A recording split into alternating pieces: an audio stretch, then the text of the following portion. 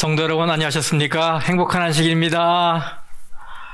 네, 여러분 안식일 많이 기다리셨죠? 네, 저도 많이 기다렸습니다. 하나님의 품으로 들어가는 은혜로운 시간 아니겠습니까? 세상 근심 걱정 다 잊고 하나님이 주시는 생명을 받는 귀한 시간 아니겠습니까?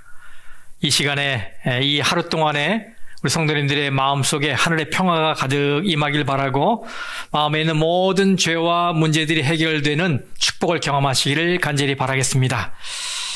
자, 오늘은 은혜 6번째 시간, 하나님을 무시하는 자들의 끝없는 추락 2번째 시간을 갖도록 하겠습니다. 먼저 본문의 말씀을 함께 읽도록 하겠습니다. 로마서 1장 26절에서 32절까지 말씀을 제가 읽겠습니다. 이 때문에 하나님께서 그들을 부끄러운 욕심에 내버려 두셨으니 곧 그들의 여자들도 순리대로 쓸 것을 바꾸어 영리로 쓰며 그와 같이 남자들도 순리대로 여자 쓰기를 버리고 서로 향하여 음욕이 부릴 듯하며 남자가 남자와 더불어 부끄러운 일을 행하여 그들의 그릇 때문에 상당한 보응을 그들 자신이 받았느니라. 또한 그들이 마음에 하나님 두기를 싫어하며 하나님께서 그들을 그 상실한 마음대로 내버려 두사 합당하지 못한 일을 하게 하셨으니 곧 모든 불의, 추악, 탐욕, 악의가 가득한 자요 시기, 살인, 분쟁, 사기, 악독이 가득한 자요 수군수군하는 자요 비방하는 자요 하나님께서 미워하시는 자요 능욕하는 자요 교만한 자요, 자랑하는 자요, 악을 도모하는 자요, 부모를 거역하는 자요, 우매한 자요, 배약하는 자요, 무정한 자요, 무자비한 자라. 그들이 같은 일을 행하는 자는 사형에 해당한다고 하나님께서 정함을 알고도 자기들만 행할 뿐 아니라 또한 그런 일을 행하는 자들을 옳다 하느니라. 네, 방금 우리가 읽은 말씀은 로마서 가운데서 가장 어두운 또 가장 읽기 어려운 말씀이에요. 이 안에는 우리 마음을 기쁘게 하는 구절이 한 구절도 없습니다. 처음부터 끝까지 입에 담기조차 어려운 죄목들로 가득 차 있기 때문이에요. 그럼 여러분, 오늘 우리는 이 말씀을 통해 어떤 메시지를 받아야 할까요? 옳지. 이런 죄들을 하나하나 제거해서 하나님이 기뻐하시는 자리에까지 올라가야지 라는 결심을 하는 것으로 결론을 맺어야 할까요? 아닙니다. 우리는 이 말씀을 통해서 그래서 나에게 하나님의 은혜가 필요한 거구나. 이걸 배워야 해요. 그래서 하나님이 당신의 아들을 우리 대신 십자가에 내어주시는 방법밖에는 다른 방법이 없었던 것이구나를 배워야 하는 것입니다.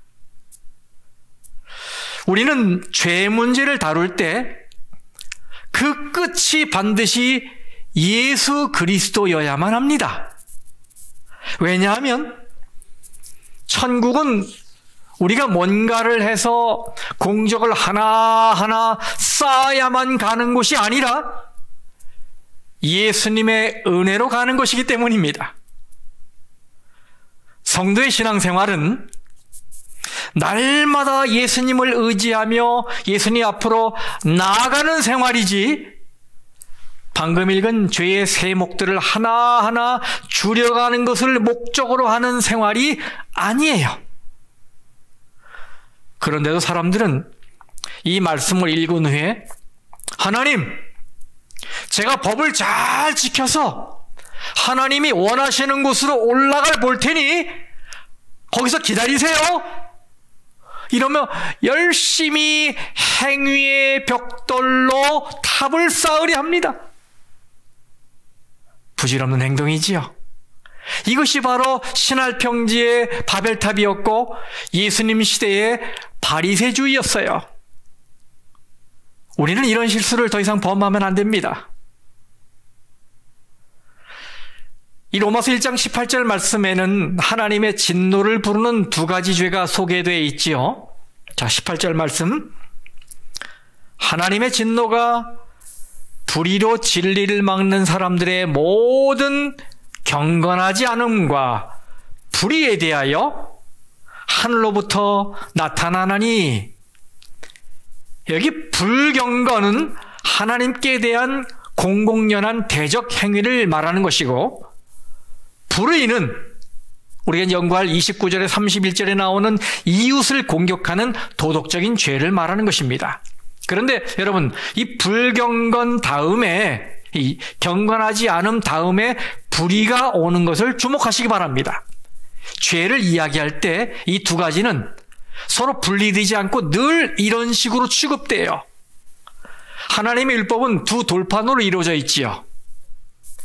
첫째 돌판은 하나님과의 관계, 둘째 돌판은 사람과의 관계에 대한 것들이에요. 사도 바울이 이 모든 경건하지 않음과 불의라고 말할 때 이것을 마음의 염두에 두고 있었던 것 같아요. 그래서 성도의 삶은 하나님으로부터 먼저 출발해야 합니다. 하나님과의 관계가 먼저입니다. 그 다음이 인간과의 관계여야 해요. 이 순서가 뒤바뀌게 되면 우리는 나도 모르는 사이에 죄 속으로 추락하게 됩니다. 하나님이 정해놓으신 이 질서를 무너뜨리면 우리 삶에는 많은 문제가 발생해요. 지난 시간에 우리가 불경건에 대해서 살펴보았죠. 오늘은 두 번째 불의에 대해서 살펴보겠습니다. 오늘 본문의 말씀을 읽어보니까 참 절로 탄식이 나와요. 어떻게 인간이 이렇게 악할 수 있을까요? 어떻게 인간에게는 이렇게 선한 구석이 한 군데도 없는 것일까요? 참 답답한 생각이 들어요. 성도 여러분, 왜 이렇게 인간이 악하게 되었을까요? 이 질문에 대한 대답이 26절 초반에 나오는 이 때문에입니다. 이 때문에. 뭐 때문에요? 그게 25절이지요. 이는 그들이 하나님의 진리를 거짓 것으로 바꾸어 피조물을 조물주보다 더 경배하고 섬김이라. 네, 이렇게 인간이 추하게 변한 이유는 먼저 참 예배를 잃었기 때문입니다. 사람들은 지식이 발전하면서 태양계가 어떻게 움직이는지를 알아냈어요. 또 심장을 떼어서 다른 사람에게 이식하는 방법도 알아냈어요. 이 세포 속에 유전자 지도를 만들어서 어떤 질병을 일으키는 그 유전자를 찾아냈어요. 또 바다의 깊이가 얼마나 되는지, 태풍은, 허리케인은 왜 일어나는지를 알아냈어요.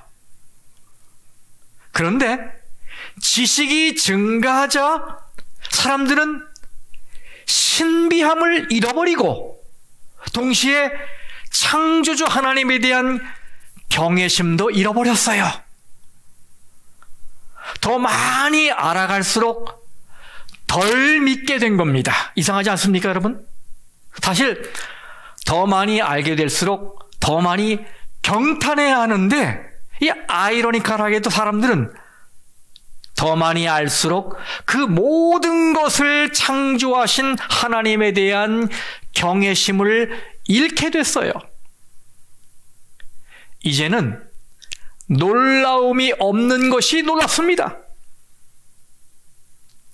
사실 별들의 세계를 직접 관찰한 이 천문학자들, 두 손으로 인간의 심장을 쥐어본 외과 의사, 바다의 깊이를 꼼꼼히 연구한 해양학자, 이런 사람들보다 하나님을 경배할 이유를 찾은 사람이 누가 더 있겠습니까? 그렇지 않아요? 그런데도 그들의 알미, 경이로움을 빼앗아갔어요. 여러분, 놀이공원에 가보면 사람들이 어떤 놀이시설에 입장하기 위해서 떼약볕에서 길게 줄지어 있는 것을 보게 돼요. 예를 들어 플로리다에 있는 디즈니에 가서 정글 크루즈를 하게 되면 사람들은 그 보트에 승선해서 뱀들이 우글거리는 숲을 지나는 스릴을 맛보기 위해서 오랜 시간의 이 따분한 기다림을 견딥니다. 사람들은 언제 원주민이 나무에서 튀어나올지, 악어가 물에서 엿볼지 몰라서 긴장합니다. 폭포수에 몸을 적시기도 하고 무지개에 감탄하기도 하고 물에서 노는 어린 코끼들을 보며 한바탕 웃기도 합니다. 그러나 이건 처음 몇 시간 동안만 그래요. 만일 같은 코스를 두세 번 반복한다고 하면 상황은 달라지지요. 그 다음엔 뭐가 나올지, 언제 사람들이 탄성을 지르게 될지, 가이드가 언제 어떤 조크를 하는지 다 알게 되면 나중에는 함성은커녕 이 모험 여행 중임에도 졸게 됩니다. 꾸벅꾸벅 졸게 돼요. 왜 그렇습니까? 신비함이 사라져서 그렇습니다. 여러분, 왜 교인들이 교회에 와서 예배 시간에 꾸벅꾸벅 조는 것일까요? 피곤해서 그렇겠죠. 그런데 또 한편에는 이 마음에 하나님에 대한 신비함이 사라져서 그런 겁니다. 이미 알고 있다고 생각하기 때문이에요. 다 아는데 무슨 흥미가 있겠습니까? 이것이 오늘 우리의 현실입니다. 그러나 여러분, 우리는 여기서 머물러서는 안 되지요. 이제는 달라져야 합니다. 이제는 거룩하신 하나님을 느껴야 합니다. 영적인 민감함을 가지고 하늘의 사물들에 대해서 경이로움을 느껴야 합니다. 그것이 성도가 사는 길이에요. 독일의 신학자 루돌프 오토는 이 홀리니스, 거룩을 이렇게 표현했어요. 황홀경에서 느끼는 신비적 경외감이다. 이것을 달리 표현하면 거룩이란 두렵고 떨리는, 그러나 마음을 사로잡는 신비, 이런 뜻이에요. 두렵고 떨리는, 그러나 마음을 사로잡는 신비. 먼저 이 두렵고 떨리는 신비라는 말은 우리의 마음 밑바닥까지 뒤 흔들어 놓고 떨리게 하는 신비라는 의미예요. 이렇게 되면 인간은 그 신비 앞에서 완전히 압도당합니다. 그 앞에 서게 되면 나를 잃어버리게 돼요. 이사야의 경험을 보세요. 이사야 6장 5절 말씀. 화로다 나여 어떻게 되었다? 망하게 되었도다. 이게 무슨 말이에요? 나는 죽었다는 말입니다. 나는 죽었다. 거룩한 존재 앞에 섰을 때 압도되어 느끼는 이 무력감이에요. 그래서 인간은 그 앞에서 주저앉고 떨고 침묵하게 되는 것입니다. 그리고 나는 정말로 아무것도 아닌 존재임을 통감하는 것입니다. 또 이 거룩은 동시에 마음을 사로잡는 신비입니다. 영어로 여러분 fascination이라고 하죠. 매혹적이어서 끌리는 거예요. 그래서 그것을 경험하면 열광하게 되고 그 앞에서 내 마음이 남김없이 채워짐을 느끼고 한없는 행복감에 적게 되는 거예요. 그러니 여러분, 거기서 떠나고 싶겠습니까? 네, 이 거룩은 이렇게 한편으로는 인간이 그 앞에서 견딜 수 없어서 도망칠 수밖에 없는 신비인 동시에 그것에 완전히 매료되어 거기서 머물고 싶어 떠날 수 없는 신비예요. 이율배반적이지요. 하지만 그렇게밖에는 표현할 수가 없던 것입니다. 경이롭고 장엄해서 탄성을 지르게 되고 경탄하게 되는 것입니다. 우리가 흔히 전율을 느낀다는 말을 사용하잖아요. thrill. 이 전율이, 이 감정이 이것을 비교적 잘 표현하는 말이에요.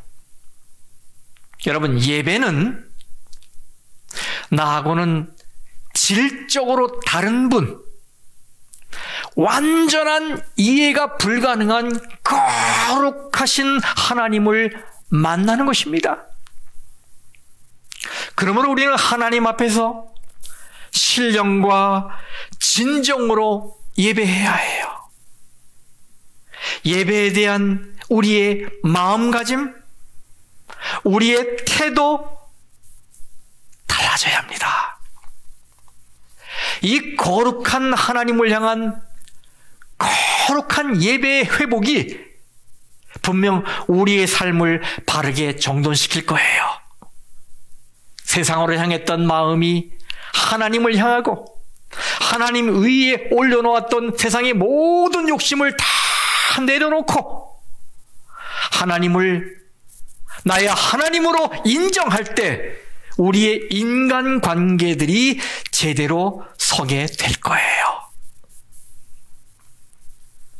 사도 바울은 28절의 이 첫머리에서 이런 불의의 원인을 재확인했습니다. 자, 28절, 또한 그들이 마음에 하나님 두기를 싫어하매. 네, 이것이 원인입니다.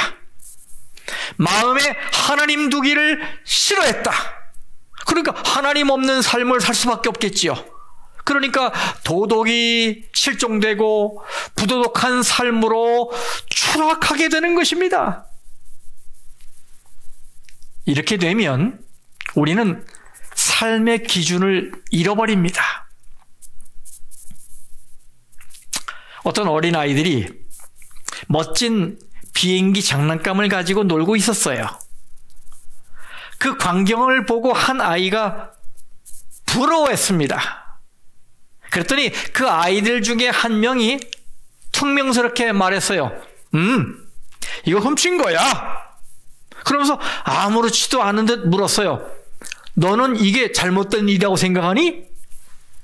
그 아이가 라고 말하자 그는 거리낌 없이 대답합니다. 네가 볼 때는 잘못된 것일 수 있지만 우리가 볼 땐 그렇지 않아. 비행기를 훔치긴 했지만 그렇다고 우리가 누구를 때린 건 아니거든. 내가 이 비행기 주인을 알고 있는데 그 애는 부자야. 근데 우리는 아니잖아. 그는 장난감 비행기 한 대 정도야 또 사면 그만이지만 우리는 아니거든. 그러니까 다른 아이들도 맞다는 듯이 그렇다는 듯이 고개를 끄덕였어요. 성도 여러분, 여러분은 이 아이들의 이런 주장에 대해 어떻게 생각하십니까? 우리 사회는 기준을 잃어버렸어요. 사람들은 기준을 다수에 둡니다. 그래서 다수가 옳으면 옳은 것으로 인정하고 다수가 그르다면 그런 것으로 받아들입니다. 다수의 편에 진실이 있다는 믿음 때문이에요. 그래서 사람들은 다수 집단에 소속되기를 바랍니다. 괜히 혼자 유별나고 괴짜라는 말을 듣고 싶지 않기 때문이지요. 또 다수에 속하면 소속감과 안전감을 느낄 수가 있어요. 그러다 보니까 나쁜 의미에서 집단 이기주의, 패권주의 같은 부작용이 나타나기도 합니다. 소수를 자기 마음대로 압제하기 위해서 새 분리기를 하는 사람들이 있기 때문이에요. 우리가 경험하듯이 다수가 가진 무기는 합의입니다. 우리는 다수의 합의를 존중하며 기왕이면 다수를 따르지요. 그런데 여러분, 그 다수의 의견으로 뭔가가 결정될 때 만일 그 다수가 잘못된 경우라면 그 결과는 어떻게 되겠습니까? 그래서 민주주의 사회가 굴러가는 핵심 원리인 다수결 원칙은 언제나 옳다고 볼 수 없는 거예요. 지난 2015년 2월 26일에 한국의 헌법재판소는 간통죄 위헌 결정으로 간통죄를 폐지하는 결정을 내렸습니다. 그때 헌법재판관 9명이 투표를 했는데 7대 2로 결정됐어요. 이렇게 다수결로 결정된 법 때문에 한국 사회의 성윤리가 하향 평준화되고 결혼관계에서 오는 책임과 가정의 소중함이 개인의 자유에 그만 밀려버렸어요. 그 후 4개월이 지난 2015년 6월 26일에 미국 이 연방 대법원에서는 동성애 결혼이 합법으로 판결되었습니다. 연방 대법관 9명이 5대 4로 동성 결혼을 합법한 것입니다. 이것은 매우 유감스럽게도 이 미국이란 나라의 뿌리인 청교도 정신과 결별하는 것이었죠. 그리고 대통령들이 취임할 때 손을 올리고 선서하는 이 성경이 전해준 창조 질서를 역행하는 것이었어요. 로마서 1장 26절 여자들도 순리대로 쓸 것을 바꾸어 영리로 쓰며 27절 남자들도 순리대로 여자 쓰기를 버리고 서로 향하여 의욕이 부릴 듯하며 남자가 남자와 더불어 부끄러운 일을 행하여. 여러분, 이것은 동성애 행위를 말하는 것이지요. 예, 사도 바울은 여기서 인간이 이 마음에 하나님 두기를 싫어하게 되었을 때 나타나게 되는 현상을 설명하기 위해서 동성애라고 하는 한 소재를 선택한 거예요. 그런 이것을 통해서 인간이 자기 자리를 잃고 기준을 잃었음을 설명하는 것입니다. 바울이 여기서 많은 죄 중에 이 동성애 문제를 선택한 이유는 그것이 하나님의 계획, 하나님의 순리에 역행한다는 점에서 우상숭배와 일치하기 때문입니다. 우상숭배는 하나님의 창조 질서와 의도를 뒤엎는 죄이잖아요. 마찬가지로 동성애는 하나님의 창조 질서와 의도를 거스리는 죄입니다. 바울은 이런 행위들이 너무나 어이가 없고 참담한 것이라 정말 이 말하는 것조차 부끄럽다고 했어요. 이 에베소서 5장 12절 말씀에 그들이 은밀히 행하는 것들은 말하기도 부끄러운 것들이라. 여러분, 오늘 우리는 삶의 기준을 잃어버렸습니다. 왜 이렇게 되었을까요? 그 이유가 여기에 있어요. 다시 한번요. 28절 그들이 마음에 하나님 두기를 싫어하며. 성도 여러분, 그러므로 우리에게는 우리의 삶이 흘러 떠내려가지 않도록, 표류하지 않도록 잡아주는 닻이 필요합니다. 그러면 무엇이 우리의 닻이 되어야 할까요? 네, 하나님입니다. 하나님.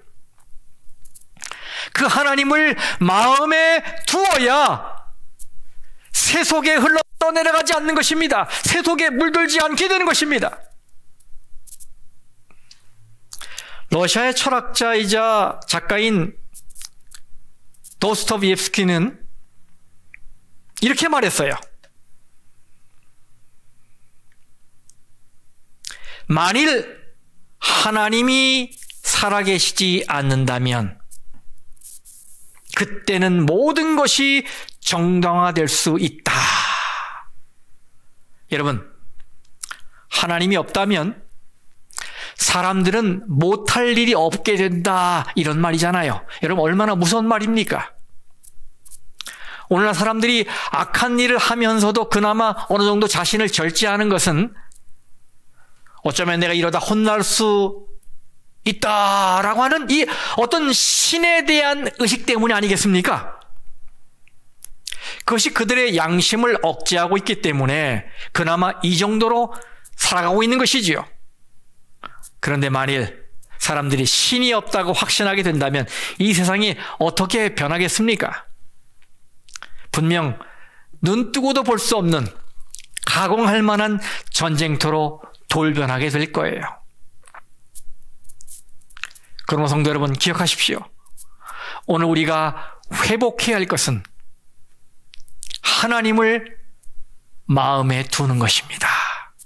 하나님을 마음에 두는 거예요. 한 교회에서 자기들 가정에 이 가운들을 다 가져오라고 그랬어요. 그래서 이 가운들을 받아다가 전시하는 행사를 했는데 교인들이 다 이 자기 가정의 가운들을 가지고 왔어요. 근데 그 중에 한 가운이 눈에 띕니다. 그 가운은 하나님이 계시는데 였어요. 하나님이 계시는데, 아주 단순하지만 큰 의미가 있는 가운이지요. 이 온 세상이 정상이 아닌 이 비정상의 물결로, 순리가 아닌 영리의 물결로 몸살을 앓고 있어요. 저는 우리 모든 가정들이 하나님을 중심에 모시고 삶의 기준을 잃지 않으며 순리의 길을 걷게 되기를 간절히 바랍니다. 그 순리의 길이란 창조의 섭리대로 이 마음의 사랑을 하나님께로 향하는 것입니다. 그렇지 않으면 인간은 죄의 구렁텅이로 추락하게 돼 있어요. 꼭 기억하세요, 여러분. 29절부터 31절까지의 이 말씀은 마치 죄라는 상품을 진열해 놓은 쇼윈도 같이 보여요. 이곳에는 불의를 쫓는 사람들이 저지르는 죄가 21가지가 등장합니다. 보세요. 곧 모든 불의, 추악, 탐욕, 악의가 가득한 것, 시기, 살인, 분쟁, 사기, 악독, 수군수군, 비방, 하나님께서 미워하시는 자요, 능욕, 교만, 자랑, 악을 도모하는 것, 부모를 거역하는 것, 우매한 것, 배약하는 것, 무정한 것, 무자비한 것. 그런데 여러분, 여러분이 질문을 드릴게요. 여기 21가지가 나오는데 이 21개의 죄 중에 여러분과 관계된 것은 몇 개라고 생각하십니까?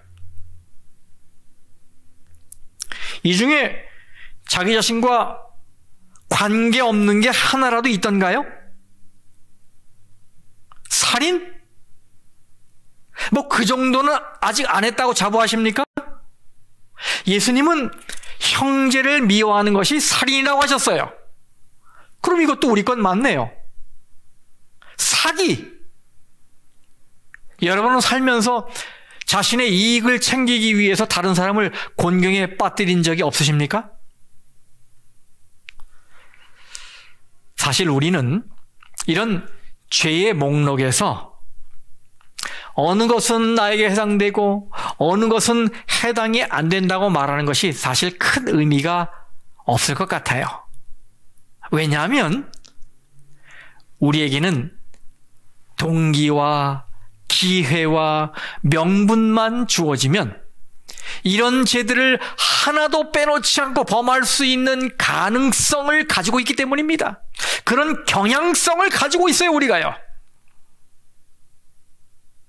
그래서 사도 바울은 지금 너희들은 그런 존재들이기 때문에 하나님의 도움이 없으면 다 멸망할 테니까 어서 속히 하나님의 도우심을 구하라는 말씀을 이 바탕에 깔고서 이렇게 말하는 거예요. 그러면 여러분, 어떤 사람이 마음에 하나님 두기를 기뻐하는 자일까요? 네, 여기 있는 이 죄들을 하나하나 없애는 자들이 아니라 하나님 저 좀 도와주세요 라고 부르짖으며 하나님 품으로 달려가는 자입니다. 성경신앙은 죄를 안 짓게 하는 것을 목적으로 하는 신앙이 아닙니다. 그런 신앙은 불교에도 있고 유교에도 있고 힌두교에도 있고 이슬람교에도 있어요. 성경신앙은 죄를 안 짓는 인간은 하나도 없다. 그러니 자신들을 의지하지 말고 하나님께 도움을 구하라. 이렇게 자기 부정의 고백을 하게 하는 것을 목적으로 하는 신앙입니다. 하나님은 우리가 율법을 다 지키다가 한 가지 어기면 그 전에 지킨 모든 것을 다 무효 처리하시는 분이세요. 예, 하나님은 완전을 요구하시지요. 그 말은 완벽하지 않은 존재는 다 똑같이 취급하신다는 말과 같은 것입니다. 그래서 우리 중에서 누구는 이 21개 중에 10개를 범하고 누구는 5개를 범하고 누구는 1개를 범했다 해도 하나님이 보실 때는 다 뭐예요? 똑같은 거예요. 어휴, 하나님, 저는 그런 사람 아닙니다. 제가 비록 실수는 좀 하지만 저 사람하고는 차원이 다른 사람이에요. 저를 그들과 똑같이 취급하지 마세요. 여러분, 이 사람이 바로 바리새인이에요. 바리새인. 로마서 1장 32절 말씀에 그들이 이 같은 일을 행하는 자는 사형에 해당한다고 하나님께서 정하심을 알고도 이렇게 얘기했어요. 네, 주님, 저는 사형당에 마땅한 자입니다 라고 이 자신의 실체를 볼 수 있는 자가 바로 성도입니다. 그래서 우리의 입에서는 사도 바울처럼 죄인 중에 내가 뭐라고요? 괴순이라 라고 고백해야 돼요. 여러분, 이것을 회개라고 하지 않습니까? 내가 진짜 누구인지를 아는 것이 회개의 시작이에요.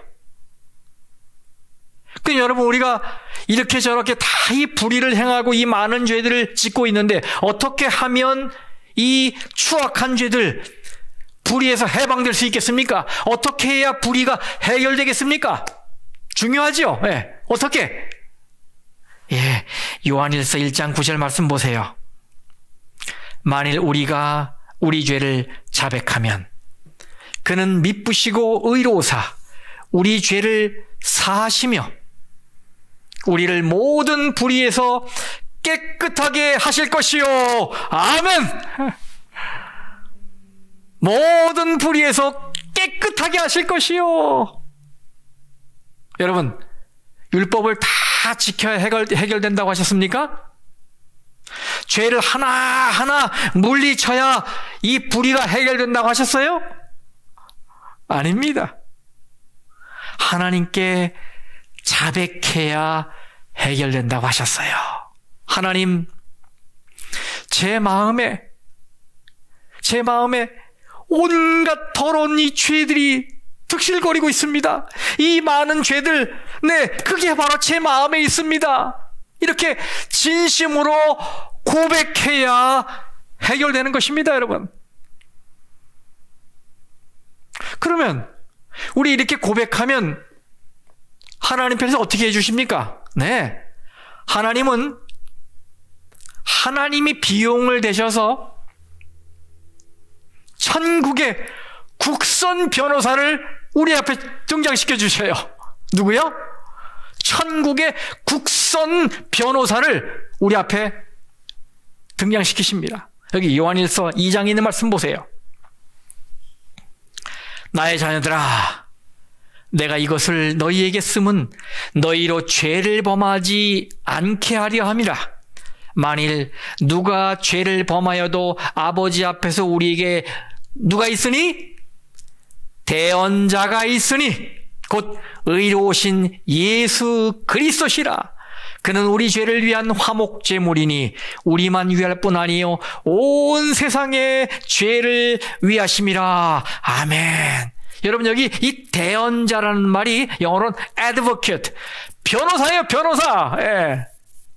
근데 그 변호사가 누구라고요? 예수 그리스도시라. 아멘. 예수님은 변호사로서 여러분 무작정 우리의 죄 없음을 변호하시는 게 아니에요. 예수님은 자신이 직접 화목제물이 되어서 무죄를 주장하신다는 말씀입니다.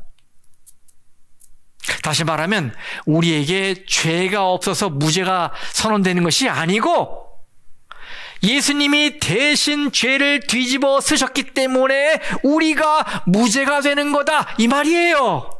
감사하지 않습니까, 여러분? 그러니 죄인인 우리가 해야 할 일은 무엇입니까?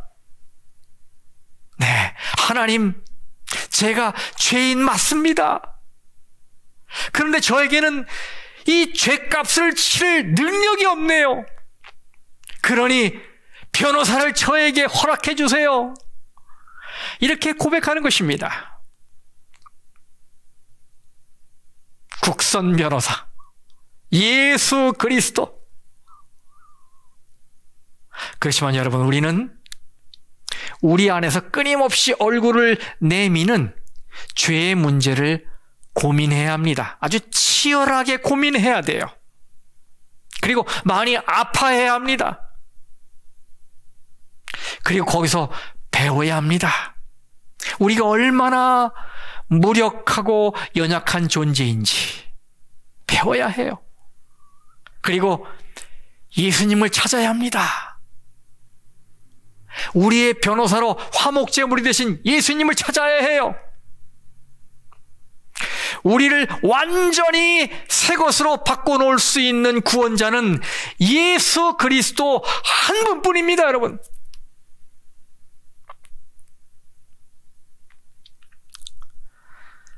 여기 엄마와 떨어져서 엉엉 울고 있는 어린 아기가 있다고 해보십시다. 그 아이를 달래기 위해서 무엇을 해야 할까요? 계속 우는데 사탕을 입에 넣어주면 될까요?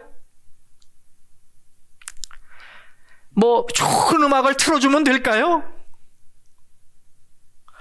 우리는 그렇게 해서 문제가 해결되지 않는다는 걸 알고 있지요. 엄마와 떨어진 아기는 엄마를 만나야 하는 것입니다. 엄마를 만나야 해결되는 것입니다. 성도 여러분, 그래서 우리는 예수님을 만나야 합니다. 그래야 인생 문제가 해결되고 고민이 해결되고 걱정이 사라지고 살 길이 열리게 되는 것입니다. 기억하십시오. 예수님을 만나야 돼요. 우리는 마치 이 언덕 위에 놓인 수레와 같아요. 리어카 아시잖아요, 리어카. 누군가 잡지 않으면 굴러 떨어질 수밖에 없어요. 마찬가지로 우리는 하나님의 손에 붙잡히지 않으면 죄악 세상으로 추락할 수밖에 없는, 떨어질 수밖에 없는 존재입니다. 그런데 다행스럽게도 오늘 우리에게는 우리를 붙잡아 주시는 하나님의 손이 있잖아요. 하나님의 은혜가 있잖아요. 여러분 감사하십니까? 그렇죠. 이 놀라운 하나님의 은혜에 붙잡혀서 죄 속으로 추락하지 말기를 바랍니다. 하나님을 마음에 두시고 죄에서 이 흘러 떠내려가는 이 조류에 절대로 떠내려가지 마시고 주님을 붙잡고 견디시기 바랍니다. 그래서 모두가 하나님의 은혜 가운데서 마음의 기쁨 찾고 살 길을 찾는 우리 모든 성도들 되시기를 간절히 바라겠습니다. 말씀 마치겠습니다.